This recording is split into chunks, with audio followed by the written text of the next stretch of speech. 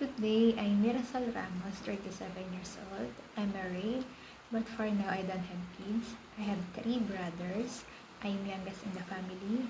I studied at Laguna State Polytechnic College. I want to come back to Hong Kong to support myself and my family. I started work overseas at Dubai year 2012 to 2014 at family members of 4. My main duties is cooking, cleaning, washing.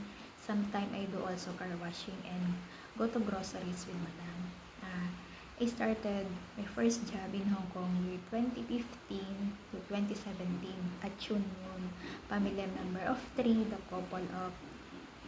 couple and the 11 years old son. My main duties is cooking, marketing, budgeting, cleaning, washing, household chores, and taking care of the children every time he have activities outside.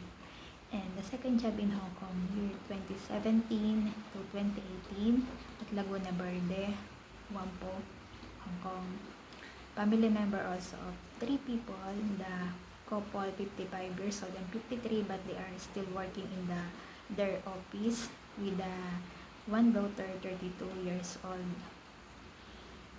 And then my main duty also is cooking, cleaning, marketing, budgeting, and they have aquarium. Once or 2 times a week, I'm the one who cleaning also. And the third job in Hong Kong, year 2019 to 2021, family member of 5. They have 3 children, 2 years old, 7 and 8. First year we live in the Chunman also at Sancheng. My first or my main duties is to taking care of the 3 children, sending to the school, and helping them to taking a shower, especially the baby, and I'm cooking food for them. Then the last one, year 2022 to 2023, 9 years old boy, family members also of 3. The 9 years old boy, they have the couple and 1 son, and they have 3 cats at Chunwan.